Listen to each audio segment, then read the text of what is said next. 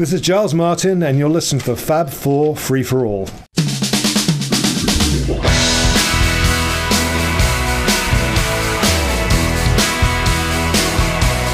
And welcome to another exciting edition of the Fab 4 Free for All. I am your moderator for tonight, today, whenever, Mitch Axelrod, and joining me, as they always do, thank goodness, are Rob Leonard. How you doing? And Tony Trubardo. Hey guys, it's so nice to be back, isn't it? It is nice to be back. I guess you could say we are getting back to where we really once were. Yeah, I know. Wow. I'm stretching, but I guess we know where we're going with this one. But before we get back, I just want to say thank you to everybody for all your concern and your notes. It's been a rough road, but definitely getting back to where I should be. So thank you. Appreciate it. Yeah. So as we have alluded to, we are going to talk about Get Back. What's that, Mitch? It's a huge documentary. It's about 700 hours long. And I should go watch it, I guess, right? Is it about the Beatles or I'm sorry? Yes, it's a documentary about the Beatles done by Peter Jackson, or as Rob actually said offline, reproducced by yeah, it is. It actually is reproduced. He is in a better reproduced. way. We are going to actually talk about part one, even though the whole thing was 7 hours and 48 minutes, which is actually an hour and 48 minutes more than we even heard. So that's really good, depending on whether you're a casual fan or not. But it's the longer, the better if you can endure it. But we are going to talk about part one tonight. And we'll have to see if our commentary is actually as long as the original. Knowing us, it'll be longer. If we can try, that would be fantastic. No, we will have a Blu-ray with additional content from this show. Nice. It'll be much longer because if you remember, if you go back and listen to the Living in the Material World shows we did, that Living in the Material World was like 4 hours and our shows were like 7. So, Yeah, we talked a lot about that. so part one is actually, I think, 2 hours and 37 or 36 minutes. Yep. And you know what? We're going to get into it. Let's talk generally about it. The very beginning, if you, first of all, we should say, like I said, it's Peter Jackson. Everybody knows by now, he took over 60 hours of footage that was sitting in the Beatles vaults. And if you've seen those videos that they've been putting out, the promotional videos, you've seen the vaults. And I want to go down there because not only are there them, it's all other films, and everything else that the Beatles had. So I really want to go down there. But anyway, he did a great job. He was editing. He had access to the 60 hours. He restored it. Again, you've probably all read about the sound. What do you call it? The Niagara reels. Well, no, not only the Niagara reels, but never heard of them. He took the. Yeah. No, but they discovered a new way of ripping the sound out from all the tapes and everything to make better quality. And if you want to learn more about that, it's technical. You can go online and fascinating. We're not going to talk about that. Really fascinating, though. It is very fascinating, and it actually adds a lot to the presentation.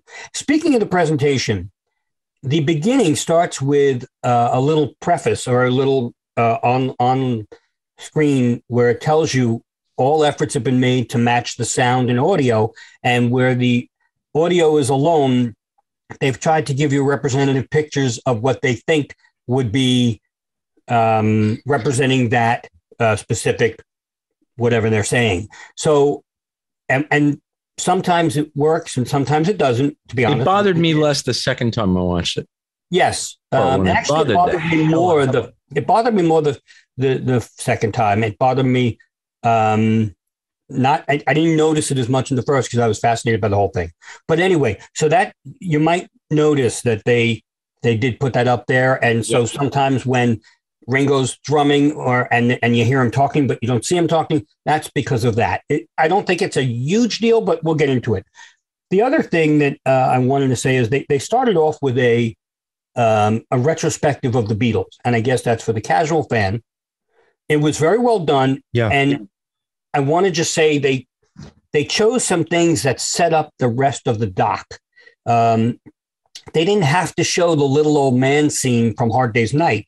That didn't have anything to do with the doc per se, except that John mentions that in the documentary. So I think they did that on purpose. Yeah, he says it in reference to the Hare Krishna gentleman that's sitting there and say, who's a little old. But I think that was very smart of them to put it in there, so then at least someone has a reference. Like you hear John just saying, "Who's that little old man?" And he's not a little old man, right? But, Right. And I think also they showed the Hey Jude clip, which they showed was in Twickenham. So, Yes. that set up the whole Twickenham. And also directed by Michael Lindsay Hogg. So Correct. Right. Excellent. I forgot about that. So I think they did a really good job. Some people were complaining that the dates were wrong, and they really weren't. If you look, I know Please Please Me was shown on the Ed Sullivan Show, and they wrote 1963. I don't think they were showing that because of the performance. I think they were showing it because the of the song, of course. Correct. But people took it the wrong way because they didn't get it. So hopefully you get it now after watching us. But I had no issues with that. So let's just start where, in the beginning. It pretty much starts like the other Let It Be, that showing them a drum head. The drum, yeah, that was interesting. By the way, that drum head was never used in any capacity as a used drum head. So people are saying it's actually the 7th version of the Drop T drum head logo, but again, never used. It was you've never seen it on any Ringo drum in the whole Get Back, which is kind of interesting. I think they did it just to show you they're the Beatles. Well, that was CGI because he's actually carrying it. It says The Who actually on the drum head, but they had to see. And Ringo blows it up, right? Ringo blows it up or gives it to Zach, or I don't know. But anyway. Well, they wait till the Smothers on the Smothers Brothers show. Exactly. Anyway. But you know what? When they're in there right away, and we've always heard about, we've always heard that everything was kind of crappy right from the beginning. And you know what? Yes and no, based on what we're seeing, because we're only seeing 8 hours of 60. Yep. But we shouldn't say it's 60 because a lot of times you're showing 2 cameras, so they're going at the same time, and that counts towards the 60. So right, I wasn't sure if it was that or if it was the opposite, Rob. I didn't know whether or not it was that it's really that they're going through like 120 hours of footage total for the 50, because you got to figure if there were 22 days, because there's 22 days of shooting. Yeah. So 22 days. Yeah, I mean, if there's only let's just say multiple hours, we can. Well, yeah, because if there's only 55 hours of shooting, that's not a lot over the 22 days. It's I just wish the term was 60 hours of unique footage. Where it's, that would specific. Be just so we knew. Because they keep saying it's 50 hours in some reports, it's 60 hours in others. The number hasn't matched up anywhere. Right. Right. It doesn't matter. There's a lot of hours that we haven't seen. And that's true. That is true. Yeah, right. We've not seen most of this. Right. Yes. But you know what? Right away, the Beatles, right away, they're complaining about how the soundstage stinks. Right away. And we didn't see that in the prior Let It Be cut. They're saying, it's really not that good in here. Maybe we'll leave in a day or two, or maybe we won't. But, it's cold. It stinks. And so, but you get the sense right away that they, even though they're having fun, they hate the atmosphere. Yes. Just like we always knew they did. But you see it in different contexts now. To get to just like an overall thought, not really giving like everything away, but watching it the second time, I had a very different come away than you do the first time, because I had now seen the entire thing and gone back to the beginning. You get a feeling when you watch those first couple of days, I did anyway, that if they had just been left the hell alone, there would have been an album and there would have been something of interest and there wouldn't have been as much of the crap. I think that starting right from the beginning, there's a quote about Michael Lindsay Hogg where it says that somebody says, I think Michael Lindsay Hogg even says something like that. Well, I won't give up. Yeah. And that was after Paul McCartney has already said Ringo won't go abroad. Right. So day one, he's annoying. Right out of the chute, Ringo won't go abroad. And Paul doesn't say it with any malice or any anger. One of the 4 of them has said he won't go abroad. So we're not going to go abroad. Yeah, he says it. And right away, Michael Lindsay Hogg is just starts a trend that through that first episode, I hope with all due respect Sorry, Michael, you do vindicate yourself a little bit later. Made me want to punch him through the first episode. I don't think he does vindicate, and we could talk about it in 2 and 3. But he's annoying, and I do think he actually comes off horribly in this, especially in part one.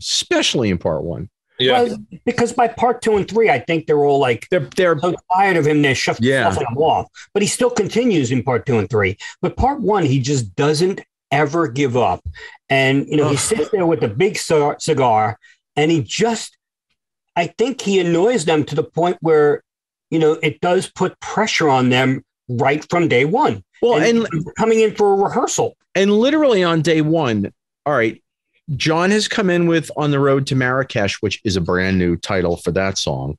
It used to be "On the Road to Rishikesh," I thought. On the Road to Marrakesh. Well, maybe he was with Graham Nash. Yeah, what is it in the demos, in the Escher demos? What do they call it? Road to Rishikesh? Child of Nature. Child of Nature, right. Child of Nature is what it is, yeah. So anyway, now all of a sudden it's On the Road to Marrakesh. Anyway, first song out of the chute, they're doing Child of Nature. There's an embryonic... But is he? But is he? Because, hang on. Yeah, well, go ahead. Because again, it's one of those mix and match. He's doing Child of Nature, and if you look, he's not singing. Yeah, well, that's part of the deal. Yeah, but I'm 1,000% sure that he brought it in. That knowing Peter Jackson was not going to put different songs on different days. Okay, that's just let's go by that assumption. Right, but I'm just saying you've got On the Road to Marrakesh. You've got an embryonic "Don't Let Me Down" that's closer to the finished "Don't Let Me Down" than the ones they're doing on day 9 and 10. And we'll get to that later. You've got I've got a feeling that's starting off pretty much out of the chute, like it's going to end up on the roof without all of I know, and I'm a musician too. We're all musicians and we get it. Obviously there's augmentation, there's changes that are due to happen and need to happen before these things become finished songs. They're embryonic concepts. I get it. But where I'm going is that those concepts are so derailed by a bunch of different things that to me, the whole, and I'm probably kind of like blowing my whole thought about this whole thing right up front, but my whole summary of this whole first part of this whole thing is that between egos being fed, between ideas getting confused, between Paul supposedly going in saying we're going to get back, to doing a live album with no overdubs or this and this, or whoever kind of like is talking that up in this first episode. And it comes up a couple of times. The Beatles in 1969, think about and you and I have talked about this, Mitch, all the great music that's being made by so many other great artists at this period, that somebody had to face up to the idea that maybe all of the original shit that the Beatles did was done. We did the backward stuff. We did the orchestras. They're constantly doing we're the Beatles. This has to be the best. Michael Lindsay Hogg's telling Ringo, no, he tells you're them the Beatles. You're the Beatles. This has to be the best. This has to be better than anything. And that gets into McCartney's head. And McCartney's going, well, we can't do that. That's cliche. And George is going, them we need you. And George, we need the Beatles. Right. And that's great. That part I accept. The world needs the Beatles. I'll accept that concept. But the idea of him saying to Ringo, well, everything you do has to be better than anybody else's, better than anybody. And for Paul running around going, well, we don't want to overcomplicate. We don't want to. And then later we see him like adding backing vocals to Don't Let Me Down and pushing all these.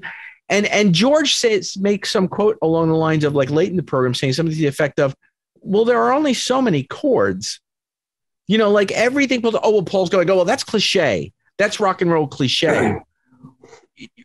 He goes, no, they're chords. Yeah, write a goddamn song. Just stop worrying about that you're the Beatles, that the ending, that the big show, that the big concert. Stop already. And I just had this feeling that Michael Lindsay Hogg contributed to 65% of that. I agree with that. He did, but you know what? He's looking as a director, and he knows this is going to like turn into a movie. He's looking for a show. He's looking for something. All right. And that's my problem with the whole thing is they never said why they agreed. The four of them agreed to do this type of recording where they just released the White Album a month and a half earlier. And here they are, and they want to record a new album and then play it live within 2 weeks. I mean, there's no rhyme or reason on that thinking. Where did that come from? Well, time out, because in the beginning retrospective, when they're showing the Hey Jude clip, they do say all four Beatles enjoyed this very much and decided to do it like that. Yeah, but in front of an audience and live. But so, they had no material after the White Album. No, they were basically that was the documentary. They had to, there you go. That's what you got to do. That's the dilemma. And again, I agree, Rob. He's looking for drama. He's looking for the the cliffhanger. And I think that precipitated all of like Paul's saying, oh, we should do this with the Beatles breaking up, and then we should do this, and we should do, because I don't think any of them would have gone that far had Michael Lindsay Hogg not been so persistent every minute. Oh, with Tripoli, I wanted to punch him with Tripoli. Oh my God! But the torches. What's with the torches? Yeah. But the catch is though, Robin, and to your point, and again, you know what? I've never been on the budget of making a film, and I've never been hired as a director. So, I'm sure we have listeners who work in the film industry. But my feeling is this: you hire somebody to be a director to direct your movie. One of two things I think need to happen. Like, first of all, they talk about the fact that like it's hard enough to get the four of them to agree on something. So my thought is you do one of two things. You either have a director who comes in and you hire them as a director and you say, hey, Mr. Director, whatever you say, that's what we're going to do. You work with a producer and you go make it happen. So when Michael Lindsay Hogg comes back to you and says, okay, fellas, we got a spot in Tripoli. We got 2 planes coming. Everybody's going to go over there. We've got a bunch of English speaking people from over there who are going to join you guys. We're going to do 200 people at a concert. It's going to rock. You're going to be in Tunisia. This is going to be great. So the director either makes a decision and is the director of the program, or the principals make a decision, tell the director, and the director figures out how to execute it. The problem is what you had here was neither. I'm not sure if it was supposed to be a movie or that. The whole beginning is very vague. Right. But even for a TV special, whether you're directing a film, right, a 2-hour movie or an hour-long TV special, what you had was someone who was not filling the role of a director. He was filling in my opinion, he was a shit stirrer, and he was trying to be a schnurr. He was like crawling up everybody's butt to get favor. To go, that's a great idea. Oh, that's a great idea. Well, so-and-so doesn't want to do that. Well, then let's not do that. Let's do this. And it was just, oh my God, the whole first segment, I just wanted to crawl into the film and punch him. Well, it's very annoying. There is certain parts of the part one, and it's the same with Let It Be. To me, Let It Be is 3 parts. The depressing third of the first part, the nice second half, and then the third part is on the roof. This part one for Beatles Get Back has that similar feeling that the first half, there are some great pieces, but you know what? There's still a lot of times they can't play together. You look at George, he's doing all this different stuff. It's like, why aren't they paying attention to him? And there's just a lot of little things about the way part one is. It ends with George leaving, which has to be part one's ending, but still it is. And now we know what happens. But you know what? It's still kind of depressing. Isn't it? Weird. But hang on. I'll say this. I did note in my notes here, there's a lot of smiling from everybody in this part too. Not part two, in this part also. Until a certain point. Well, I even noticed it right before George left. George is in the back smiling and laughing. Now, hang on one sec, because, they're obviously trying to deal with each other. But again, in that atmosphere, which we know is disgusting and cold and loud and all whatever big. But, I did notice a lot of smiling. So take it for what it is. I mean, it is depressing because it's Twickenham. I mean, forget it. We know that. We know it's not going to get better until they go to Apple. We knew that from the beginning going into this. I don't think any amount of footage that we didn't see was going to make that any different. Twickenham sucks. So if there were 40 hours of Twickenham or 13 hours of Twickenham that we didn't see, all of it would probably be depressing. But there are some fun times that they were having. There's still yeah. There's definitely some fun, but I think I can think of some of the points that you're talking about, Mitch, and I think that by the end, I think George's smiles, I won't say are sarcastic, but they're almost kind of like smiling and shaking his head, like almost on the line of like, what the hell am I still doing here? Like he has yeah, you're right. You're right. You know, he has a look upon him a couple of times, or I mean, you know, there's one point where it's almost like he's waiting to leave. Well, on day 2, George is talking to them about being accepting of one another's songs. Right. Paul looks like he's thinking of what he and Linda have to pick up on the grocery store on the way home. Yeah. Well, there's one point where George says, we have to write songs where I think I wrote what you wrote and you wrote what I wrote. It's a great line. And he said, because it's all of us. And it's obvious that, you know, Paul and John didn't want to have any of that. But, you know, by the way, we have to say, when you mentioned it, Tony, when you said that Paul said Ringo's not going abroad, we have to mention the quote with Jimmy Nichols, because he does say, you know, we're not going to go abroad. He goes, maybe the three of us and Jimmy Nichols will go abroad. And he's laughing. And I'm thinking, wow, Jim Birkenstadt must have just got a hard on. Well, Jim Birkenstadt's credited at the end. Yeah, I was going to say that. Yeah. Probably just for Jimmy Nichols' name. No, got a copyright. We love you, Jim, and we know. But that, you know what? I have to bring up a point when we said that, because Jimmy Nichols, whatever.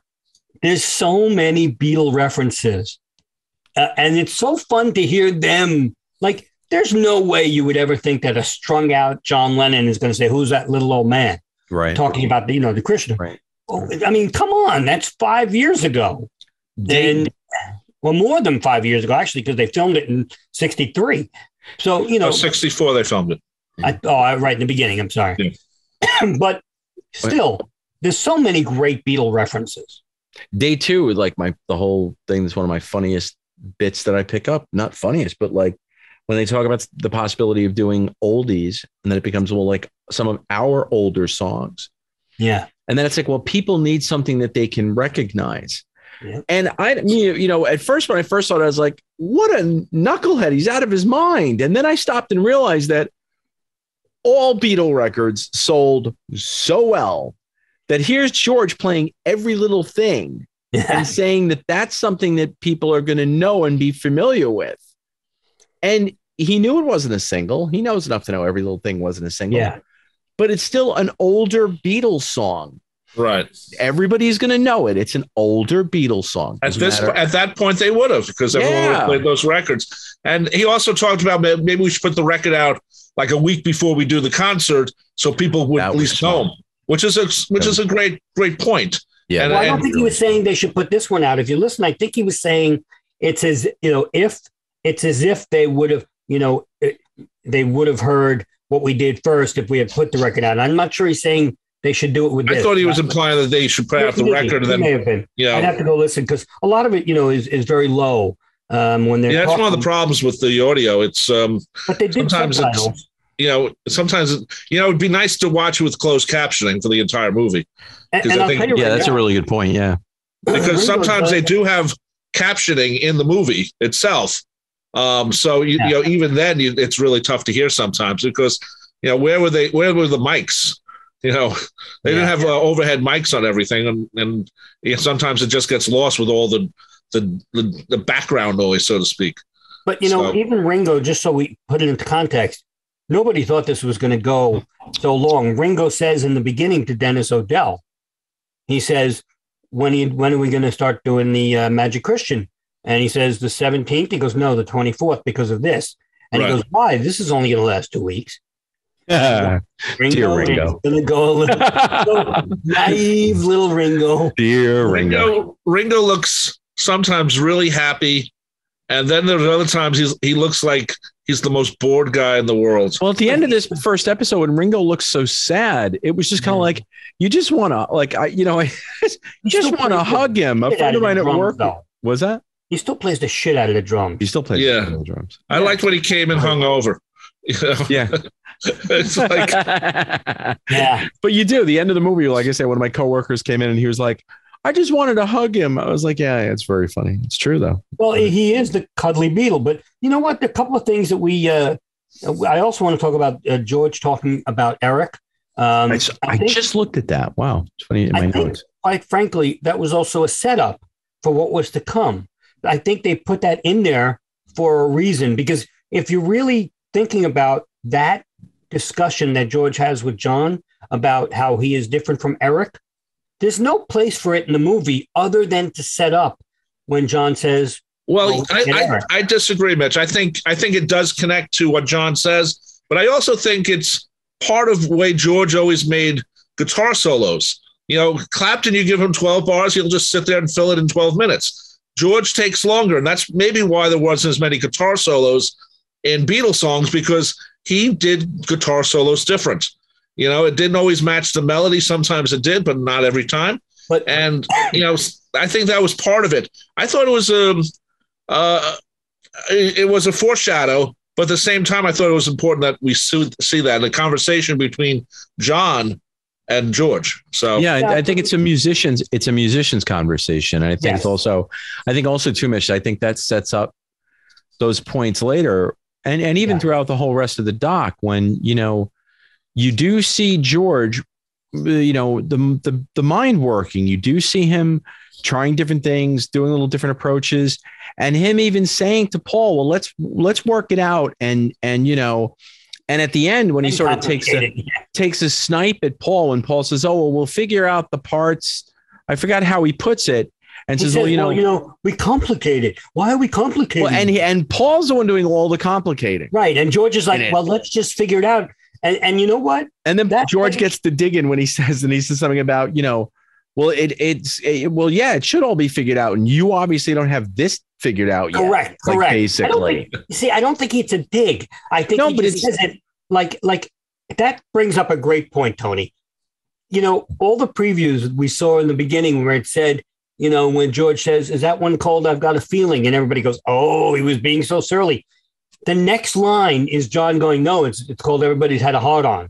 And so it takes it. George was not being surly. He was a band member going, what song was that?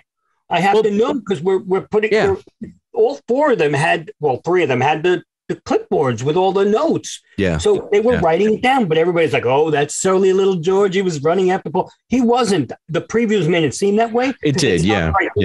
Yeah, but that line, though, he's sort of kind of getting back, no pun intended, and saying, you know, look, you're sitting here telling me that, you know, you're trying to work out a part with me. But Paul wasn't trying to work out a part with him. He was trying to work out a part for him.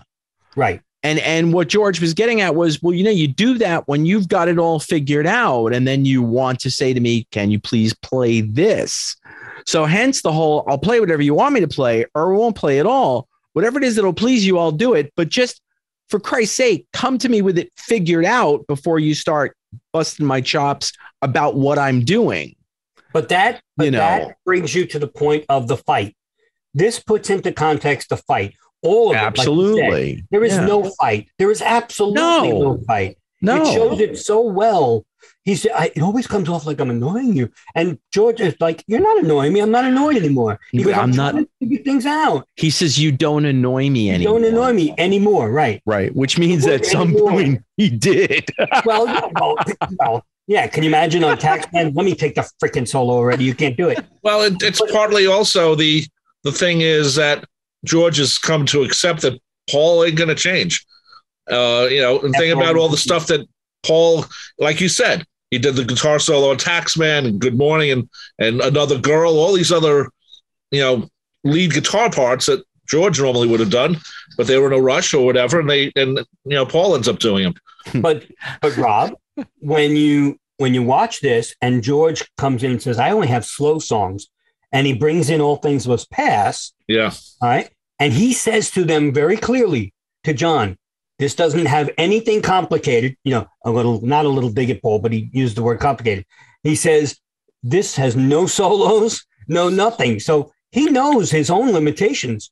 He didn't, because he could have easily done a solo for All Things Must Pass. He chose not to do it even when he put it out as a solo album. But All Things Must Pass does have a little bit of trickiness at the end of the break into the turnaround again. Yes, it does. So it's tricky enough that, oh, look, a Beatle wrote that song. Not that there's anything that, but it's got something, no pun intended, in it, but anyway. But you know what? It shows the Beatles working on it. It really does. And they're trying the harmonies and they're really working at it. And I think if George felt more secure in that environment and George felt more loved, I don't mean loved, but more accepted as a songwriter, I think the Beatles would have recorded All Things Must Pass based on part one, because if they would have just given him, and later on they do, because they're doing it, consciously now because of what happens at the end of part one, which we all know. But now I think if he would have brought in All Things Must Pass in day 15, which would have been part two, whatever it was, I think they would have completed it, because I think they would have been more accepting of him. And because they do, the harmonies that they're doing in All Things Must Pass, I think would have been awesome. Really nice. Yeah, I do too. And actually someone just posted on YouTube a re-edit. Oh no. Of the different parts of All Things Must Pass, I guess, from various things. And it sounds pretty good. It's not perfect because George's voice is off mic a little bit, but it sounds, I agree. I think All Things Must Pass, should have been somewhere along the line. If not on Let It Be, Abbey Road would have been a great place for it too. Though, Rob, the question is, and I don't remember having only seen parts 2 and 3 once. I don't think we see All Things Must Pass later in the month. And I have to wonder whether or not there's a certain point, because let's face it, it's mentioned in part 1, George is thinking about a solo record. Well, I don't care if you don't want it in your show, so that's George might have actually just consciously said, this one's actually really good. Fuck the Beatles, I'll take it. Well, that's a good point. It took him a while to get to there, but yeah, because he just pulled it and said, when they said, what else did anybody got? And they didn't finish it. He might have just not brought it up again, thinking, like you said, Tony. He had For You Blue. I Me Mine clearly works as a Beatles song. Old Brown Shoe Old Brown Shoe. He comes in, I've Got a Happy One. And also, too, probably Old Brown Shoe survives and thrives because of Paul's reaction to it. But that's part 2 at when. Yeah, good point. Sorry, we've jumped ahead a bit, but we're going to go back. It's okay. Also, Give Me Some Truth. Paul is clearly writing it with John. Yeah. Oh, God, I was really impressed.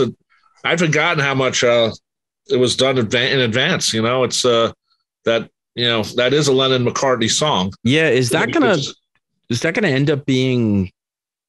I don't know, because apparently Paul forgot all about it, and Peter Jackson. They're not going to change it. They're not at this point. Wow. It was funny that there was a couple of songs they played, like they played like 2 bars or something, and they gave it a title. Those oldies and stuff. That was weird. It's Lennon, McCartney, Harrison, and Starkey. Well, they're published. So, in case any one of them decides they're going to finish it, nothing's gonna change my copyright. Anyway, whatever. Yeah. So, there's a lot of things about George in this. If you go back 2 months before the sessions start, and I don't even know what to call it sessions, rehearsals we'll call it. They're not, I guess they're sessions, but I don't know what they are. But think about it. He's hanging out with Dylan in Thanksgiving time. And then he in December of 68, what does he do? He hangs out with Eric Clapton and Cream and does Badge with him and co-writes a song with him and plays on it. He's got the guys in the band telling him how much they love him. Right. So he has all these people saying, hey, man, you're great, George. He wrote a song with Dylan. God, And it's going, Mama, you've been on my mind. It's going away to college and coming back home. It's going away to college with like meeting all these great people and finding out how cool you are, and then coming back to be with your older brothers. Right. And That's getting true. the noogies again, And getting noogies again. Yeah, it is. And unfortunately, but you know what though? And we've talked about Paul, and Paul comes off a little bossy. He doesn't come off as bossy as again. Yes, you're right. You're right. But you got to give Paul his props. The guy is a freaking genius. The guy comes in when John's not there, and he's sitting down, and he's obviously they write on the thing, Paul's pressured, and they need a single. And there's George and Ringo sitting on the drum riser, and Paul just strums, and he comes up with Get Back. And freaking Get Back shows up. What the hell? Yeah, out of his ass. What the hell? That is, all the Beatle fans I know who've seen this, that's the moment they say that was so fantastic. That Get Back comes out of nowhere. Awesome. And all of a sudden he's got Get Back. And Ringo's doing the backup, Get Back, Get Back. Until John comes in, and then George starts noodling. He's a freaking evil genius. Not evil, but he's a genius. He's, and I think even George had to notice that. Absolutely. The guy's sitting there strumming a bass and comes up with Get Back. And look, man, again, I'm sitting here, yelling about Paul in this first episode. And, the thing is, A, you're right. He is a musical genius. B, he also contributes some of the most observant and lucid points about not having the father figure there anymore. Yeah. And stuff like that. Mr. Epstein. He's just Mr. Epstein. But look at that. That's really interesting. Just that right there is so telling. No, but they don't say Brian because to them as the father figure, he was Mr. Epstein. Yeah. Brian was their friend, but their manager, the guy who told them to get your act together and be organized. But also, there's Paul saying at one point, you got to wonder what's been said or what's gone on, quote, off camera, because Paul actually at one point says, I can't do this on camera. Yeah. And then he says, I'm scared of being the boss. So stuff may have come up either during the White Album or during Mystery Tour, because don't forget, Paul took the reins on Mystery Tour. Right. So you've got to give Paul the props because you know what? Emotionally, just like George says, I don't know if it's in part one, but he talks about sort of being like, I've got to do it the way George Harrison does it. I've got to do me first, and do something how I'm going to do it. Paul is just doing things the way Paul knows how to do it. Right. And and what this indicates to me is the sure sign. And I got this too. Did you guys catch the point where the word divorce comes up? I was just going to say that. I was going to say maybe we should have a divorce, and Paul says that's coming. No. Paul says, quote, that's what I said last week. Oh. Now, wait a minute. And he says it's coming, I think. Yeah, but wait a minute. That's a big change and why did that not become worldwide press? That one sentence.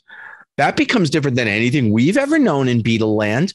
The word divorce was uttered by John at a meeting. September of 69. Right. So but you know what?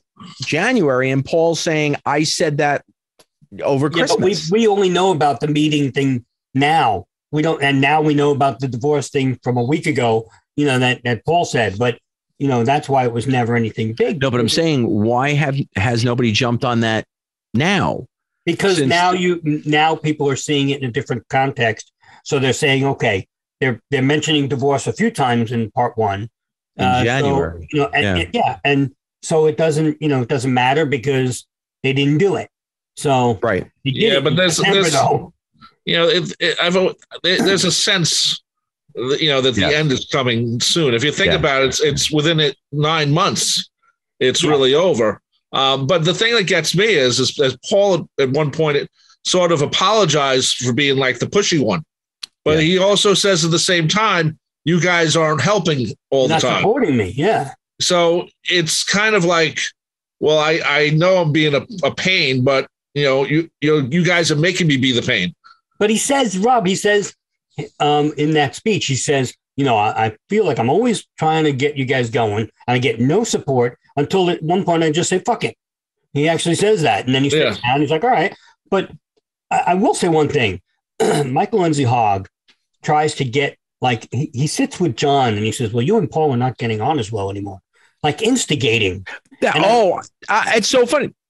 That's what I just looked at in my notes. And I'm like, screw you. Why are you doing this? I know you're making a documentary, but well, in the same, and I'll let you speak to it, Tony. But right next to it, right after that, they show them this stage setup. And this is how in sync Paul and John were, even in January of '69. Yeah, I love that. They show them the stage setting, and Paul goes, oh, that's just like Around the Beatles.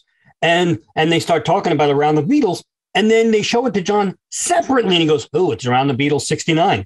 And I was like, and he goes, oh, that's what Paul just said. And I'm like, these guys are like this. They are, no matter what. They are brothers. They freaking, George and Ringo are not saying, oh, that's Around the Beatles.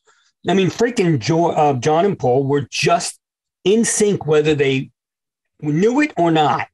I mean, and it was so scary when he said that. I actually smiled and I went like, oh, that's cool. That's just like, a memory. And they both had it at the exact same moment. And is it Lindsay Hogg who makes the comment about the Beatles being in the doldrums or something? Yeah. But interestingly, Ringo says, well, we've been this way for about 18 months. Yeah. But then they talk about the doldrums. Which backdates to maybe when Ringo first left, I don't know. Backdates to Pepper. Right after Pepper. Right. But know, like George comments, it's not the same since Brian passed away. George is the one that starts that. It hasn't been the same since Brian passed away. So that's the look back at Brian.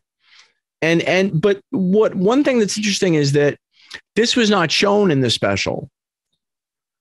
But this will be in part 2, but there are comments that Paul makes about, how to do the end of the show.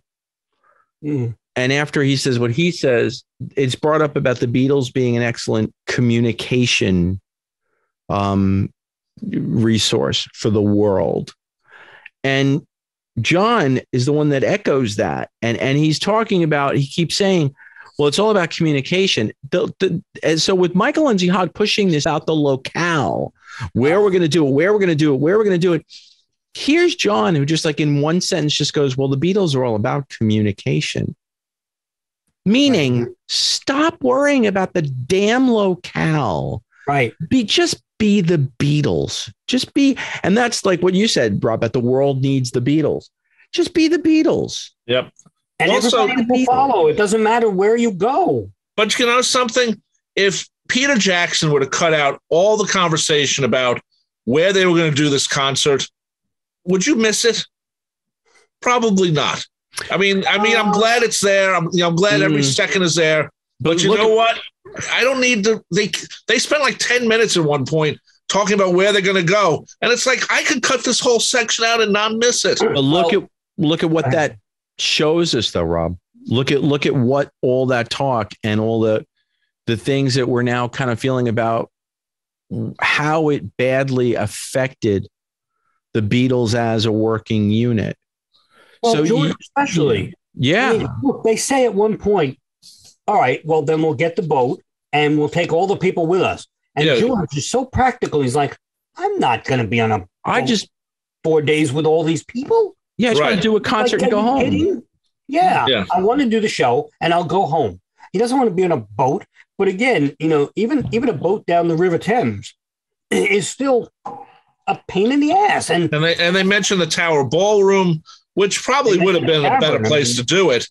But at the same time, it's like it just seemed like a conversation that the answer was already given beforehand, but no one heard it, and then just keeps repeating and repeating. Well, hopefully no one changes. Michael and Hogg kept going at it. He was very persistent that he wanted a show, and meaning not only a show from the Beatles, but he wanted the Beatles to do a show and have it in a showy atmosphere. And then and unfortunately, and John is saying, well, then we should, if we're in the Coliseum, we should have the sun come up just by the middle 8. And I'm thinking, oh my God. I mean, I wonder, and I just thought of this. Michael Lindsay Hogg directed the Rock and Roll Circus, which never really was finished. And I'm wondering if, knowing that he's trying to, put something onto the Beatles, since he just worked with the Stones. And here he is saying, okay, that didn't really finish, or sort of did, but it didn't. Let me get a real story going with the Beatles where they, we'll play at sunrise, or we'll play at sunset, or we'll have tiki torches going, or, we'll make sure, we're in the desert, I don't know. But to Tony's point, it didn't matter if the Beatles did it at the Cavern, on the roof, or on the front lawn of Paul's house. They're the Beatles. Right. They're the Beatles. Right. And people would have noticed, and he would have had a show no matter where they did it. And he kept pushing for places that I think he just annoyed them so that I think they got frustrated right away. I think if he would have just said, look, we're going to do it in this studio, or we're going to do it wherever you want, you guys. Go home and think about it, because he told them several times, go home and think about it, but go home and think about his suggestions. He never said, you guys come up with a place. He never did. He says, no. What about the let's just say the Coliseum. I don't remember where it was. Go home and think about it. And then the next day they come in and Mal Evans says to Paul, did you think about it? He's like, no, because. And the one he goes, Ringo's off the boat, by the way. Yeah. Which I love that. Just ring, the next day, and Ringo's off the boat. So guess what? Square one again, guys. So wouldn't that, if it was you, me, or Rob, three fairly intelligent folks, I guess, wouldn't we all just sit there and just go, you know what this tells me? Cut the crap with the locations. We'll figure it out. Let it go. Just stop already. Because I have a feeling if the four of them would have just sat down for about an hour, literally four of them in their house, and said, where do you want to do it? And John would have said, well, let's do it at Tittenhurst. I don't care. I mean, in the backyard, we would have still had a great show, and it would plenty of room. I'm sure they would have come up with something. And you know what? If they're the Beatles, they'll tell Michael Lindsay Hogg where they're doing it. And you know what you do? Seriously, not to be funny. Think about it. Apple scruffs. What were there approximately? There were maybe about 30 or 40 regular apple scruffs. Yeah. Okay. We're going to have the concert at Tittenhurst. Don't tell anybody. Exactly. All you have to do is just let the Coconut Telegraph do what it's going to do for 24 hours. You're going to get 250 hardcores outside Tittenhurst. You go, we're going to open the gate. Shh, don't tell anybody. And they let everybody in. Instant concert, add Beatles and mix, and you're done. Exactly. You're done. You just had all the wherever you want, or you show it live. Bingo. Whatever you want. You've now got all the hardcores, everybody who's been sitting outside your door worshiping you for the last, however many months. 10 years, let's say. Let them all in. I still think that the idea of this concert, wasn't thought out properly at all. Not at all. And they should have realized it very quickly, and they didn't, especially after playing a couple of days where, they don't have anything. It's, they have some things, but nothing ready to go that moment. If they're going to play on the 18th, which is what their plan was, there's no way they were going to get to rehearsal the 18th. What? They would dress rehearsal. Oh, dress rehearsal. That's right. Okay. But they'd have to be ready for that, and they weren't. Yeah. And my argument is they probably could have been, had it not been for all the debate about the location. Right. I think if they'd been... the location's part of it, but the idea was just... George said right away, Rob, I don't even want to do a show now. I think we should just forget about the show in the beginning of part one. That worked out. That tells a lot. But it just bothered me that the persistence throughout part one of Michael Lindsay Hogg, which stopped the creativity. Totally. A little bit. A little bit. It does. It stops it because they're all gathering around the piano, going, oh, you want to go to a boat? No, I don't want to go to a boat. You want to go to the cavern? I don't want to go. I don't want to. Stop. You take time to do what you got to do. And then at the end, where are we doing it? I don't care. We'll do it on the roof. Good. Done. And meanwhile, if you took by day 5 or 6, they're doing the Fast Two of Us. They're doing Don't Let Me Down again. They're doing I've Got a Feeling. If they just stop having an end game and just be the Beatles in a room and nobody kept trying to push them. And just all I could think of was I said to a friend of mine at work, he said, what do you think was a big problem in that first segment? Because he had watched it. And I said, you watch Star Trek? And he said, yeah. I said, what do all the Star Trek captains always talk about? When you land inside a culture, don't do anything to influence what the culture does. If it's a new undiscovered culture, let them do what they're going to do. And we can't interfere. And if Michael Lindsay Hogg had just been plopped in the middle of a room with cameras and said, let's just let the Beatles and their wild environment do what they're going to do, they probably would have farted out half an album in a week and a half. Right. But anyway. Oh, speaking of. But one more thing, and this goes back to why they're at Twickenham. Why did they just go to EMI Studio 3? It was the biggest studio. You could have fit cameras in there. George Martin would show up. You see him in some of the film, but you don't see him, I guess, producing. He's there. He's saying that Twickenham sounds like crap. He goes, this place sounds like crap. But he says it's so proper, so proper like George Martin would. But he's right. Why did he say, hey, Studio 3 is the big, classical studio. Let's go in there. We'll set up some cameras there. You guys can practice. It's EMI. Come on. And that's the other thing I never understood about this whole Twickenham thing. That's a film studio, Rob, and we're going to do something different. Yeah, but and that's the other thing also that gets me. They sit very close to each other in the corner of Twickenham. It's not like they spread it out. And also, so you're literally right on top of each other, which isn't bad. But at the same time, then you see the background colors. What is this? The Monkees video we're seeing? Where you can see Pleasant Valley Sunday? Beatles in the Rainbow Room. Yeah, so I didn't get the colors either because to me, I think the colors took away whatever light they were of the concentration of how they filmed it. Because sometimes it just didn't look right. There's a lot of spots where, we should see some more light on them, and we see lots of shadow. And it's part of it's in Twickenham, and part of it is just, who thought of that? I always thought when they were sick of Twickenham, why didn't they go to EMI? Why didn't they go to Abbey Road Studios? That's what Rob just said. Yeah. I know, but that's what I mean. Why did they even go to Apple? I agree. I mean, I don't even think they should have. Well, they didn't go to Apple because Alexis was putting together his awesome studio and it wasn't done yet. Alexis? Marjoris, Magic Alex. Yeah, I know, but I'm thinking to myself, wait, so now George Martin becomes the savior and he basically sets up everything in again, part 2, but why didn't they just go to EMI when they had all the control stuff? And like you said, even if it wasn't in Studio 3, it could have been Studio 2. But by the way, when they talked about the Magic Alex, they sort of implied that he didn't know what he was doing. Oh, there was a section, and I thought our friend Alan Cozen, who got sued by the Magic Alex for writing a truthful article about him, and Alex didn't like it. But Alan could have used that footage right there if he knew about it, and it would have gotten him off to any hook. Yeah. So let's just talk one more thing, and let's talk about some songs, and then we'll get into the elephant in the room that ended part 1.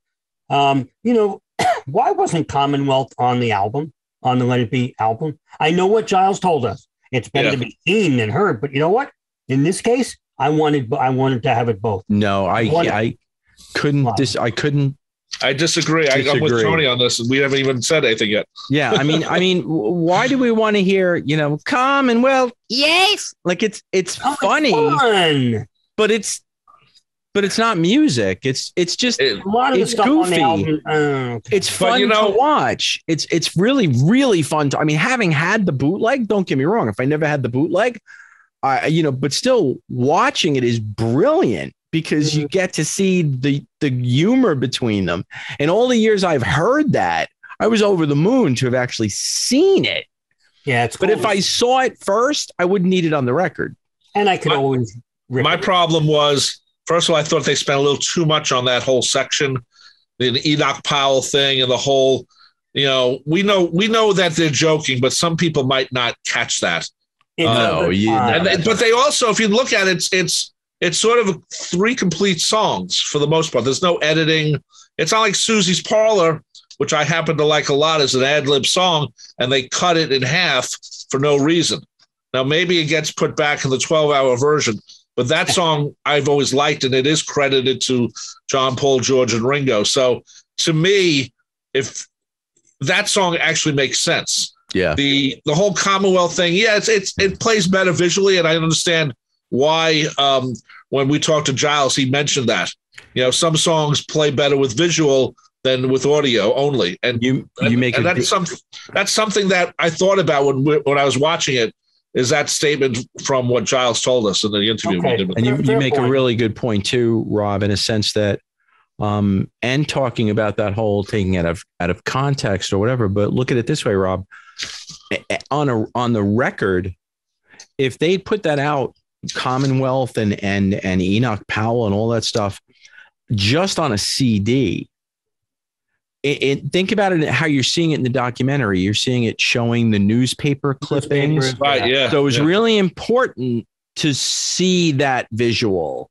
Yes. Now you know that this is all them taking a stab at the headline. At the headlines and about the stupidity that was Enoch Powell. And, so it was the Beatles being political against, this type of prejudice and whatnot. Whereas if it was standalone on the record, you're right, could have been taken wrong. And especially and like Los Pakistanis and stuff. Yeah. And you know what I also liked was earlier in the movie when George was talking about what was on BBC Two. And then they show some footage and they show the listing. And I'm like, I wish there was a little more of that. I like the fact there was no talking heads in this, which it's just the opposite of the live out show. What was the name of that again? I can't remember. 8 days a week. 8 days. 8 days a week. So 8 days a week, they had all these talking heads. This movie's just the opposite. There's no talking heads. You don't want talking heads in this one. Well, Tina Weymouth was in it for just a minute, but she was. Yes. And Jerry Harrison, too. No David Byrne. No David.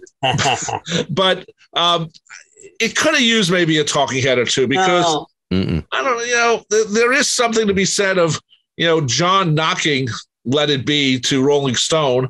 And a couple of weeks ago, I found a clip of George Harrison from 1987 also talking about how Let It Be wasn't that great. As at time memories, if George were alive today and John were alive today, I'm sure they would have not reversed what they said, but I'm sure they would have softened it after watching all this. Just like Paul, after watching it, said it's not the way I remember it, which is good. And maybe John, if he would have saw it, because he was strung out a lot.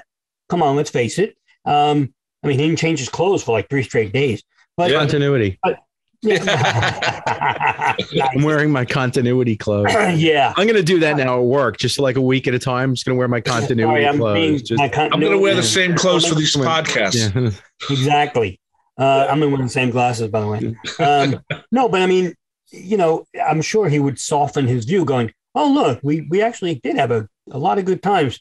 I remember it like it was a crappy time because, he was strung out and he didn't want to be there. But after watching it all, I'm sure they would have went, oh, okay. Because I'm sure Olivia, on behalf of George, after watching it, thought, oh, okay. He quits and we knew it. But look how creative everything else got as it was. But also, too, I like the fact that, and again, each of them do have reason for going ahead and saying that this should be as it is. Paul does come off as bossy and bald, but you know what? Paul comes off as Paul frickin' McCartney. He's still Paul McCartney, and he's still, and you obviously know he's the one that's trying to steer the ship and trying to guide them, trying to keep them together and keep them together. He's the first one. And I think, and again, we'll get into this. I mean, all 3 parts, the psychology is all part of it. Yeah. But Paul's overarching psychology that the Beatles could not be part-time in his life. And that's one of the most important things. George talks about, doing a solo record and going off, never talks about leaving the Beatles because of it. Nope. John is already doing side projects. Paul has said outright many years later, I could not be a part-time Beatle. Right. I either had to leave or the Beatles had to be my prime directive. So just knowing that, this is how this poor fellow is functioning with his coworkers for this month. And that's a hard thing. And like George, there's a great line in the beginning when George says something about, I'd rather not have my songs in here than have them be done all shitty. Mm. And it's kind of like, you know, it's kind of like that to me. That's a great George moment. Dude, I'm friends with the band. I'm friends with Dylan. I'm friends with the guys in Cream. You know what? I don't need to have my songs like beat up by people who do or don't really give. I'll stay with the Beatles. I'll do stuff with you guys because we're the Beatles. But you know, I can do other stuff. But you know, Tony, it's, you know, look at the 4 songs that George did on the White Album. They're very strong songs. Now, mind you, there's a couple others they could have done also. Not Guilty would have been much better than a couple of John or Paul songs on there. And if they actually did Sour Milk Sea as a Beatles song, though most of it is a Beatles song, it would have been very cool. So, you know, I can understand George's like, well, I don't really care. You know, if my songs aren't on here, I don't care. Right. That's at the same time, that's a crappy attitude to have. It is. You know, why are you there then? Well, because he's there to be a Beatle. He knows his, I won't say he knows his place. That's making it sound condescending. He knows that he is the guitarist in, quote, the greatest band in the world. Right. He's the guitar player. He comes in and says, all my songs are slow. Not one song could have been done on the roof. None. Think about it. Even if they finished All Things Must Pass, that couldn't have been done on the roof. That would have been boring as hell. I think they could have done All Things Must Pass. I think If I Fell was done in concert stadium. No, I'm talking about on the roof. So for this show, they wanted quicker stuff. But that was a decision. That was a decision. Correct. But to say it, quote, couldn't have been done on the roof. It could have, because actually, right. It could have, because George even says, I think we can do this without any overdubs or anything. Again, you know what they could have done? How about this? I want a big ending for the show. We need a big ending for the show. So instead of doing it at 3 PM, is that Truman Capote? You do it. Well, he sounds like Truman Capote, but you want a big ending for the show? Don't do it at 3 PM. 5:45 a.m. Sunrise doesn't last all morning. Yeah, I guess. The Beatles on the roof doing All Things Must Pass as the sun's coming up. There you go, John. There's your sunrise. There's your. But we can go to Tripoli. We can go to this place. We could go to Egypt. Just stop. Come to my house. Just stop already. See, that works out, but then you're falling into the whole show thing. The whole Michael. But the point is though, it's not getting a 5,000 people on a boat. You know what I mean? Like, right. No, that's right. No, you're right. You ended up on the roof, and again, look, man, like I said, I'm ragging on Michael Lindsay Hogg, not to backpedal, but it's also the idea that no one gave the fellow his parameters. None. The Beatles could have turned around and said, hey, you know what, Michael, shut up then for a little bit while we figure it all out. At the end, we'll tell you where we're doing. And we'll tell you. So again, I'm saying how much I want to punch Michael Lindsay Hogg. Still want to punch him, but I'm saying he's being a movie producer with all of his shackles taken off in the beginning. Yeah, I understand. I agree with you, Tony. I understand why he's doing what he does, but after a while, just. At least in the movie, just cut some of it out. It'd be nice when it said underneath, the Beatles and Michael Lindsay Hogg talked for over an hour, and we found it very boring, and we've left it off. We put it on the cutting room floor. Well, that gets to something else, Robin. I do want to bring it up. Everybody said, "Oh my God, 8 hours! I wish I had 78 hours. No, I had 148 hours." You want to know something? I told Tony off mic when I watched it the second time. The first part, I fell asleep. I rewound and I watched the full thing again. but I even when I watched it the first time, all three parts, I had to stop. It was getting too much, and I'm as hardcore as they come. But and I will probably watch the 18-hour director's cut just once. I'll never watch it 18 hours again. 12. But no, I'm just saying, whatever. Oh, you're joking. Okay. Yeah. You might never know. He might add more to it. No, by the end of this show, it's going to be 24. By the time. No. It's growing exponentially. Yeah, like George said in the anthology, there were 142,000 in Chase Station. But honestly, Peter Jackson said that he was thinking about an 18-hour director's cut. Oh, wow. Yeah. But so I think there were parts that definitely could have been edited out, especially definitely. In parts 2 and 3. 2 especially being 3 hours long. I think there definitely could have been parts there edited out, but which we'll get to. But overall, it's okay. But I do think there could have been some tighter editing, and then leave the whole thing for a Blu-ray. But anyway, we do need to get to the Elephant Day 10. January 10th. Before we do, though, just real quickly, just to look at just the dates and the songs and stuff like that. Oh, sure. And we're talking about things that show up. But, we see Paul writing Another Day, which is very cool. Yep. I love the fact that Long and Winding Road shows up before Paul even has his friggin' coat off. Yeah. He walks in the room. He sees the piano sitting there, sits down at the piano. We should say Mal is a big figure in the whole Mal's thing. wonderful in this. Yeah. And you know what I liked about him? He seems so happy to be Smiling. there. Hey, Mal, I want you to go to the United States and pick me up a coffee and fly back. He would happily have done it. And make sure it's hot. Be right back. Be right back, guys. Yep. Like just, And also you think about him, he's writing down notes and giving his opinion to Paul. Maybe you change it here. And right. It makes me think of what was the song he co-wrote on Pepper? Not It's Getting Better. Fixing a Hole. Supposedly he wrote some of the lyrics for that. Right. And now you can see how he did it. He's literally sitting next to him, writing down lyrics and saying, "What about this?" Right. Also, She Came In Through the Bathroom Window debuts. And I love there's a great line where Linda and Paul are talking about that they'd love to find a farm in Scotland. I love that. Yeah. Beep, beep. It's nice to see Yoko and Linda talking. Yeah, you don't know what they're saying, but it doesn't seem. It seems very friendly. That's really sweet. It's nice to see the two of them. We didn't hear them. We only saw them. Yeah, but they're not angry. They're looking. Linda's agreeing. They're smiling. Yeah, and also they used that clip sort of twice. They ran out of B-roll and they went back to it a couple of times. So hey, look, man, they're two New York girls talking, right? They are. People forget they're both New York chicks. Both New York chicks.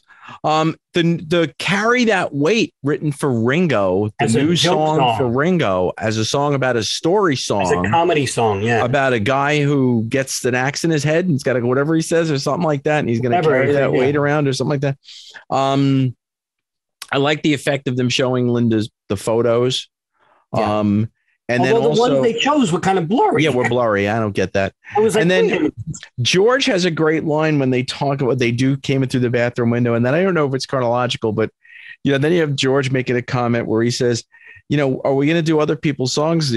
Brings that up again. And then he says, some other people's songs are better than ours. And then John also says, we don't know any. We don't know. That's why we don't know any. Right. That's why we don't know any. Which is really funny. Yeah, anyway. That is actually pretty funny. Well, there was a couple of scenes in the beginning, which I really, it's foreshadowing. And, it's nice that they showed it when they brought in the keyboard. Which is, I guess, the one that Billy Preston's going to end up playing. Yeah. And then they bring in George's 8-track machine, which I don't think they used. But they brought it in, because they said they needed an 8-track machine. And, that's what they did. So it just stood there. They never showed it again. But then again, this goes back. Why aren't they in Studio 3 if they need the space and they can film it? But that's a whole other thing. Listen, George didn't know he was going to quit. I really believe that because I think he got fed up after a few days, but in the beginning, he was into it. And again, he said, where's the console right from the beginning, the first minute of the show, where's the console? Was this? And John says, well, I'm not going to do it if we're rehearsing. But, when he does let them use the 8-track and stuff, they bring it in. I mean, if he was going to quit, he wouldn't have been that invested in it.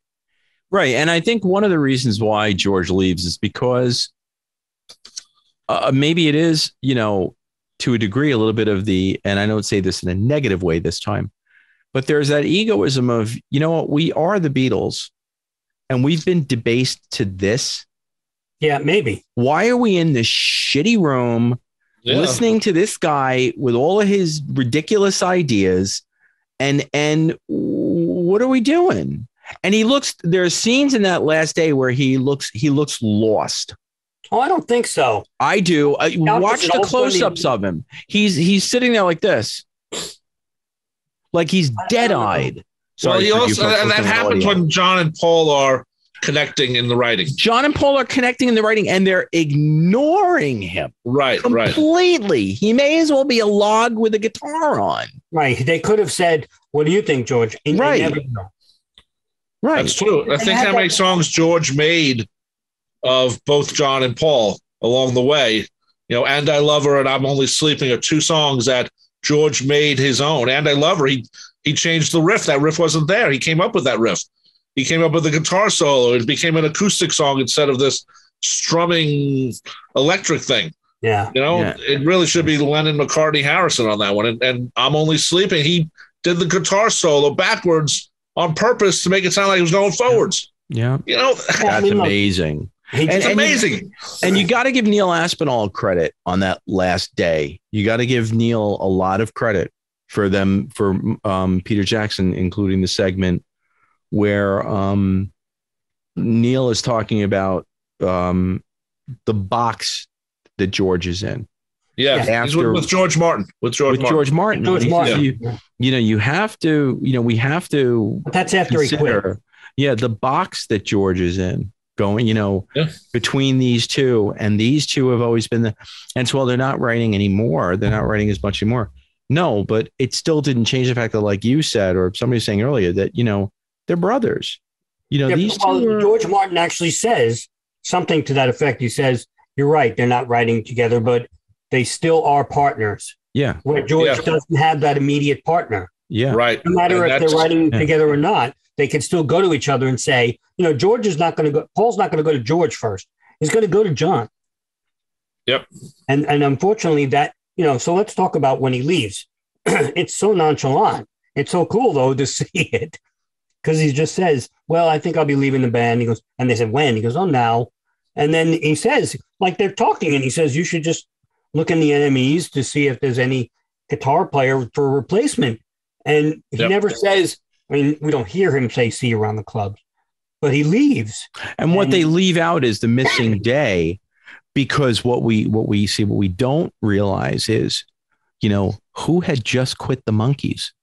So we don't realize that, actually they did bring in Peter. There's a whole day of Peter as a guitarist. And see, I'm just trying to start this rumor going though. Anyway. Yeah, right.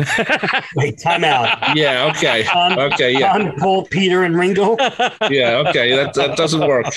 I don't think so. But he leaves, and it's funny enough, the other three come back together and they start jamming. And they look like they're having fun, but I think, obviously Yoko is singing and stuff, but you can tell there's a nervous energy. Oh, it's yeah. They're not nervous energy. I mean, they're about to explode.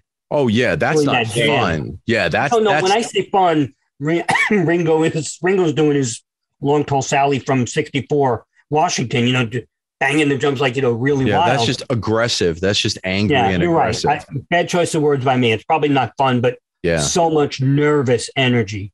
Wow. Yeah. And then they, and then it. Well, nervous humor, because there was some jokes cracked. "Oh, we'll get Eric," or we'll just not worry about it. But you can tell that there was something going through their heads. Split up his instruments. I mean, how can you do it? Split up his instruments. That's my favorite line. Yeah, man. Just split up his instruments. But the most poignant scene of part one to me is at the very end. Oh, yeah. When the three of them come together. Paul is talking to Ringo in the corner, and we don't hear what they're saying. And they hug. And then John comes in, and they all hug. Yeah. And you just get the feeling, like, wow. It was such a powerful moment with no words spoken. And isn't it a pity playing in the background? And isn't it a pity? I even wrote that. Such a great thing to do, edit that way, where Isn't It a Pity is playing, because... Which version is that? Is that the one from the 26th that was on the best of the Let It Roll album as a bonus track? If you bought it on iTunes? Because I've never heard that version because I didn't buy it on iTunes. I bought it was such a poignant moment to hear Isn't It a Pity while the three of them are hugging, knowing that George is gone. And then they cut to, the house, showing Ringo's house. Right. Where they went to meet. And it was surprising that they took Yoko and Linda. And said Yoko and Linda, went with them. I was a little bit surprised by that as well. You would have thought that there was just the four of them alone saying, hey, and then, and then they cut to the next, they cut to black and it says the meetings did not go well. Yeah, but I can see they probably weren't thinking that, maybe thought he was just quitting for like the day and that he would, think about it and come back. So bring in Yoko and Linda. And also, the thing is, now that we sort of see the fact that Yoko barely just said a word and Linda barely said a word, that maybe it wasn't their fault that, that the Beatles broke up. Well, hallelujah. That's the other point, right? And I don't want to belabor it because Linda is in it throughout, and so is Yoko. Yoko actually more than Linda, and Yoko does nothing to antagonize anybody in any way. No. Now again, the very beginning when Yoko's sitting to John's right, and it's sort of where Paul seems to want to sit. And he kind of just did should I be like, and he jokes about like, should I just sit on the amp? And then he kind of like makes his way around and goes to the other side. But he's not bothered by it at all. And let's give Paul his props too. Very much. This series, he talks very highly of Yoko. Totally. He has all the time. He does not. And part 2 and 3 will see that as well. But he doesn't ever. And is it the first anything bad from what I heard? And is it the very end when he says something? Oh no! In one of the episodes at the very end, like it's almost the last thing where like Yoko says something and Paul is like, "We'll see, Yoko. We'll see." No. He said no. He says, she says something like, "Are we going to do?" This is like at the end of part 2, I think. Yeah, at the end of part 2, but it's But she says, cute. "Are we going to play? Is it at noon or 1 o'clock?" Yes, and he's like, "We'll see, Yoko. We'll see," which is like very fun. But he's answering her in a totally sweet, like they're both right. I mean, one point there, John and Paul and Linda are sitting, and Linda said something, and he goes, "All right, there, Yoko." Yeah, which is kind of cute. Yeah. But again, what I wish they had done with some of the footage, which they didn't have, and they sort of slowed it down or try to match the vocals to the Niagara reels. I wish they had used Ethan Russell's photos and Linda's photos, because I actually liked when they showed some of Linda's photos. Not everyone was perfect, but I liked that idea because she took a lot of photos and Ethan Russell took a lot of photos. And it would have been nice maybe to cover the B-roll, so to speak, with photos, because it would just make a different look. The lip syncing bothered the snot out of me the first time. It bothered me the second time I watched it, I was bothered a lot more than the first time. It was the opposite for me. I was bothered a lot the first time, and the second time. But there were times when the lip syncing, that the audio and the video match. Yeah, and still lip syncing is out. There's a reason for that, because I've been experiencing and dealing with it myself. What it has to do with, not to be funny, is that light travels faster than sound, and you're trying to sync up a microphone that's 20 feet away. And if I'm 10 feet closer to the mic, you got the bounce. And you're 10 feet away from the mic, farther away, I may be in sync and you may not be. It's by a millisecond, but it's enough that when you're watching it, it's disturbing.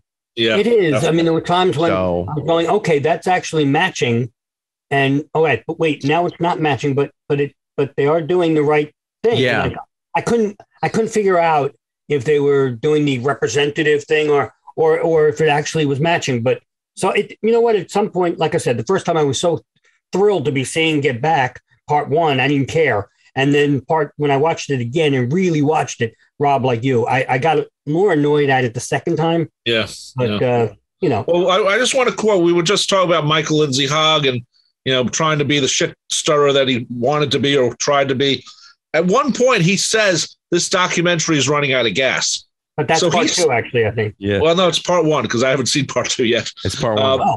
So he already knows in the first few days that this is maybe not going where it should. But and then don't John and Paul counter with, "Oh no, it's just getting started." No, that's actually part 2. That's part 2. Okay. He does say it's running out of steam, and then in part 2, he says it again, and that's when they make that comment, both of them. When John says, "Oh, I think it's taking off," and Paul goes, it's just taking off. Right? Yeah. So there was a great line where Ringo, because Ringo has all the funny lines, of course. Where Ringo goes to John, "I saw you at how you won the war. I was at the premiere," and then they show a clip of John from the movie. Well, they're talking about the joke about getting a boat. Right, right. And he says, "Well, you got the U.S. whatever it was. You got the Navy, US Navy. such and such to do such and such." And it was like, well, they were in the neighborhood, whatever that line is. And that's really funny. But that's that whole idea. And there's another thing too. And I know we're talking about the end of the doc, but that's right. There are a few moments during the doc where, through no fault of theirs, because they're not, none of them are bad people, but through no fault of their own, you start to realize in a way how detached they are. They talk about something about, well, we'll get a bunch of fans and we'll put them on a boat. Yeah. Well, so your fans don't work. Like they're going to be in a boat for 4 days. They're not detached from each other. They're detached from the world. They're detached from the real world. Like there's a whole lot of each other. No. And I found that a little fascinating because we always think of them as and they, you know what I mean? Like for the most part, as humans, they're pretty grounded people. They all want the best for the world, for each other, for, they weren't bad people, but you could see that we've been celebrities for quite a while and we kind of forget how the little people actually live, Right. It's bizarre, but anyway. How about wasn't part 1 with rock and roll music? Yes. Yeah. That was wonderful. Great. When they showed them syncing it with no, I was so disappointed. I'm like, why are they showing this? Why are they showing this? I thought it was great. It was great. I was so. They said it was the first song of the last show. Yep. I know, but it made. Why are they showing a synced video of that? Because they went back to it and did it. Because you're showing that the Beatles, 2.5 years later, still had that memory and that muscle memory of being a smoking live band who could still give in their druthers. And to me, that's a little bit of foreshadowing. Like, this was the Beatles as the live act. You wait till part 3. I was like, why are they showing, first of all, this video, this West Germany video they could have used, but I thought it was great. But it is in color, so maybe that's why. But I just didn't get the matching of it. Suits, by the way. What? They showed the white suit, so which is not the one we normally see. Oh, that's true. There's a couple of things I just want to. Well, Mitch, I'll let you continue because I got a couple. No, we're wrapping up. So, okay, George Martin's line: "Location's not our problem now." Yeah, I love that. Yeah, right. Like we have a little bit more problem than when George left. Yeah, it's like I don't think we have to worry about location. Which was a good thing, and George Martin knew. I mean, he just didn't have enough power maybe at this point to say, hey guys, let's go back to EMI. But look what happened 6 months later, 5 months later, Paul goes to George Martin, says, we want you to produce us. And George goes, you got to let me produce you. So this is all setting up in January of 69 for what's going to happen with Abbey Road. So it's George Martin's not really in charge at all here. No, he's just like visiting. Right. So he's like having tea or something. I love the fact that they have, I didn't realize this. When they have the tea, they have all that sliced up toast. And I'm like, wow, that's a lot of pieces of toast. Marmalade. Yeah, that's a lot of toast pieces. Well, there's a lot of people. Anyway, there's a couple of things I just wanted to mention. First of all, I love the section what you mentioned, Tony, where Paul comes in and does another day, the long and winding road, golden slumbers, carry that weight. And there's also a song called "The Castle of the Kingdom of the Birds" or "The King of Birds," whatever. Which surfaces throughout in the Great Cock and Seagull race and the castle. Right, and I love that. I love that title. That is such a great title. Yeah, but sounds like a Bee Gees title though. Yeah. Like a Bee Gees title. And then for you, Blue sounded good. For what they played of it. And she came in through the bathroom window. Actually, sounded very good. Sounded complete. Yeah. And he says, "This just happened to me." You wonder what happened. That's right. And then, like I said, I was angry about Susie Parler, and I love. They say Susie Parker on the show. They did. Yeah, I think they call it Susie Parker. Yep, Susie Parker. Yeah, but they've always called it Susie's Parlor. Oh, I know. And again, there was another inconsistency there also that we talked about earlier, the Rishikesh song or Marrakesh or Child of Nature or whatever. Anyway. And then I love that George starts to sing, "Mom, you've been on my mind." Yeah, just in the middle of nowhere. And they clean that up because we've heard bootlegs where it's on the other side of the room. So that's part of the technology thing. Yeah. So unless they just had different mics or something, but that sounded really good. And not that they're going to cover a Dylan song, but it's nice that George did it. Yeah. Well, I was very impressed with that. He's noodling around while everybody's trying to figure all this stuff out. Yeah. And he comes up with that. And like you said, Rob, Paul was farting out songs. I mean, he passed gas and he comes out with a number one song. Yeah. I mean, I loved hearing Another Day. Another Day on that piano arrangement was very good. Yeah. I thought it was very cool. I don't think it could have worked as a Beatles song, but... No, you're right. But maybe, as a piano song, it might be different. But you're right. It could be not. And is it to me or is it Maxwell Silverhammer not as annoying in the sessions there? They don't show it as being annoying to them. No. Right. Says, "Go get an anvil." They walk out for lunch, and he's like, that's the perfect thing. And an anvil. And literally, he's like, "Okay, all right, go get an anvil." He literally says, "Go get a hammer." And then, as they're walking again, he goes, "Oh, and an anvil." And an anvil. What? And you get an anvil in the middle of London. It must have Acme. Where else? Yeah. Acme. No, but it must have gotten annoying during Abbey Road. The 100 takes or whatever. Yeah. Yeah, during Abbey Road. Maybe. That's when it must have gotten annoying. Yes, but you know what? For the beginning, I didn't think anybody was upset with it in the beginning. Again, no. You're right, Tony. For Abbey Road, if he did it 68 times, I'm sure, hearing the anvil 68 times, I'm sure George wanted to take it and take that hammer and hit Paul with it. But by the way, there was something and this is just something I noticed. Linda's taking pictures with her Nikon camera. Mm-hmm. And I thought of Biker Like an Icon because Paul got the term from Linda's Nikon camera. And they show the Nikon camera. I'm like, Biker Like an Icon. Yeah, but that's Paul was a big Nikon freak. In fact, the Scaffold song, "Thank You Very Much for the Aintree Iron," which was a big "Thank You Very Much" was a big hit for the Scaffold. Right. Was written originally as "Thank You Very Much from a Nikon camera" because Paul had given everybody in the family a Nikon. Oh, okay. I didn't know. So Michael McCartney actually was running as "Thank you very much for the Nikon camera. Thank you very much. Thank you," and then it became. Okay. I remember Paul talked about Biker Like an Icon, which is a favorite of mine. He mentioned Linda's camera. That's why. Yep. He had said that, but I didn't know that about Scaffold. Scaffold, Paul played on a bunch of this stuff too. We don't, people forget that.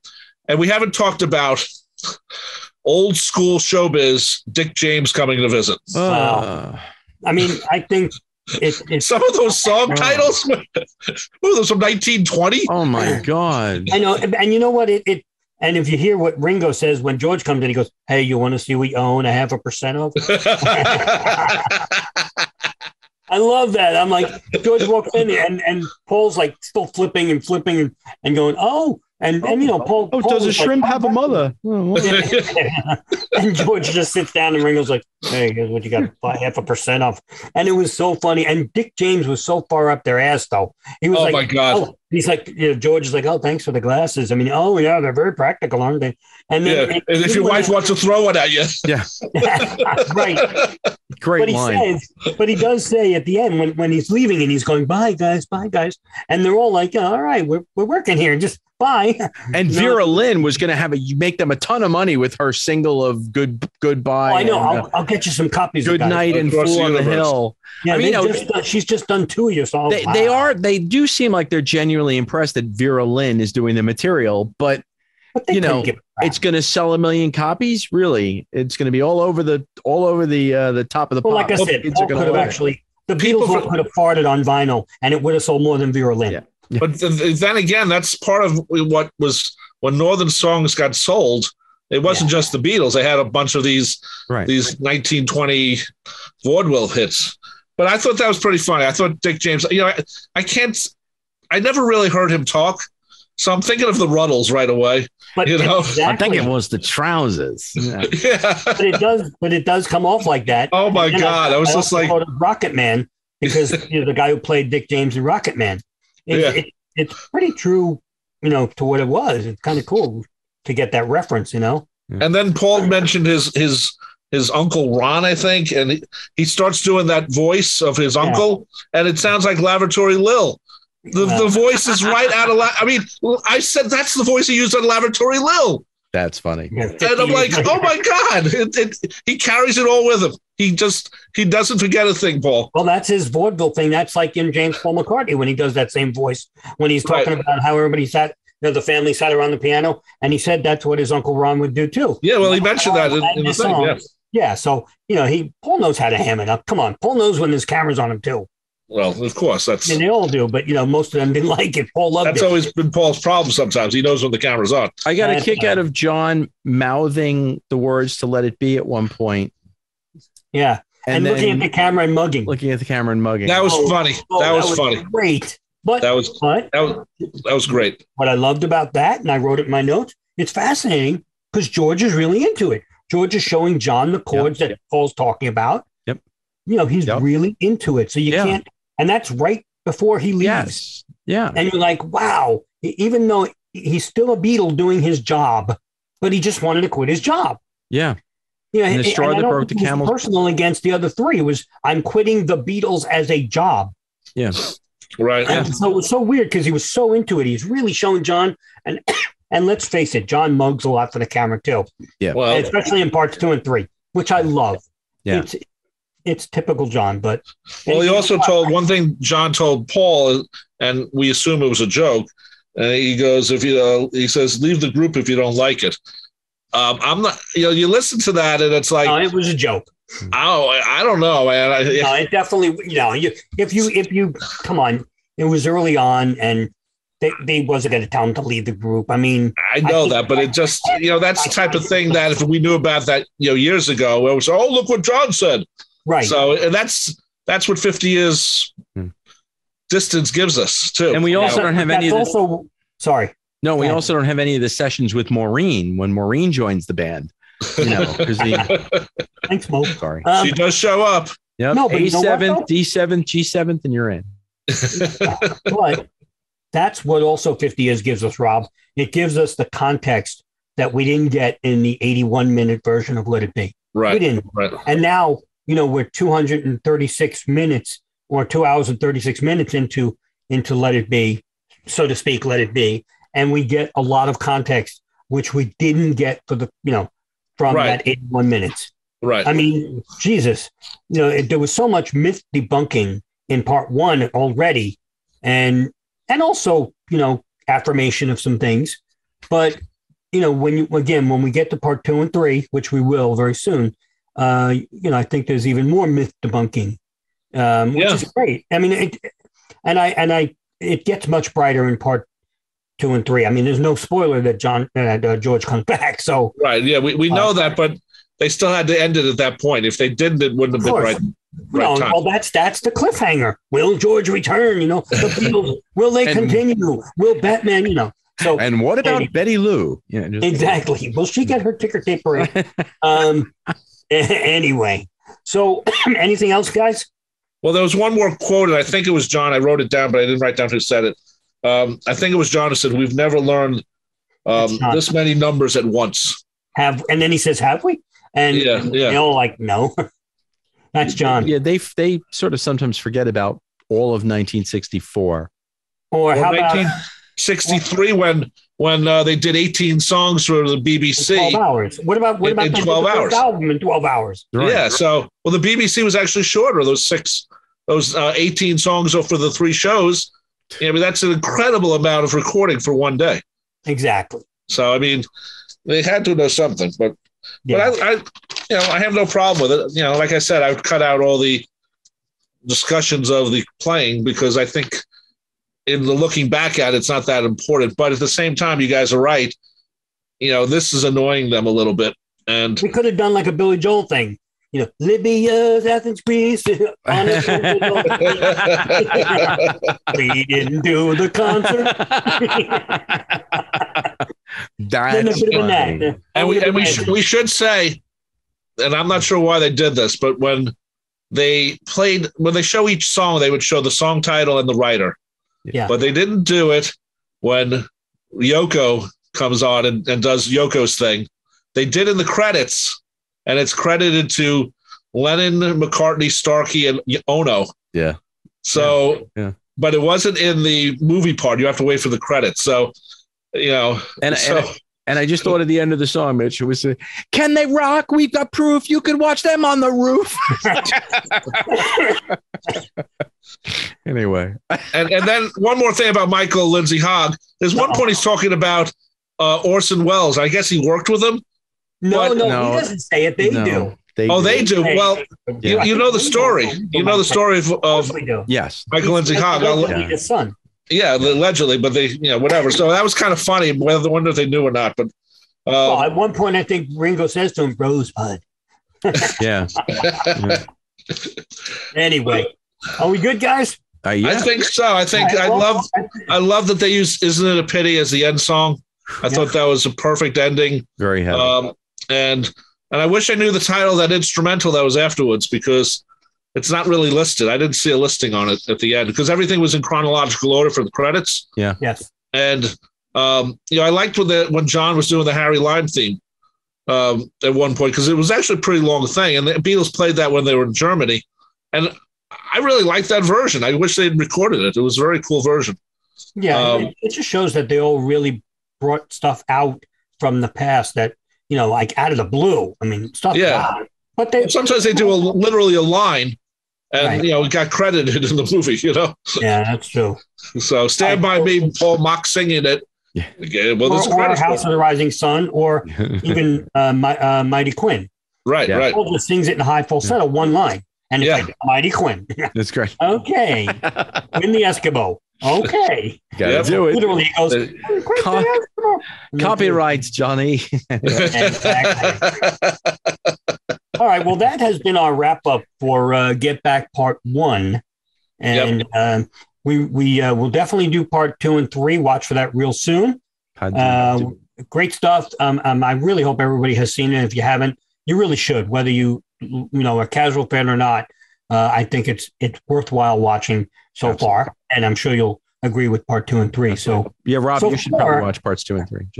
I'm getting to it. I watched Part 1 3 times. There you go. And because I knew we were going to do the first part first, and I do have a problem. I understand we're in the new era of television and streaming, but I was trying to think if you were to show this on ABC, obviously you couldn't show 8 hours. No. And I was trying to figure out where you would edit. And then there is a 100-minute version that played in the theaters. It's not a final version. It was just not a final, but it is out there. 18 and 22. That's all it is. Right. So I found out. So that's it. Well, it's all the road and day 18. So there you go. Okay. Well, that's at least we know.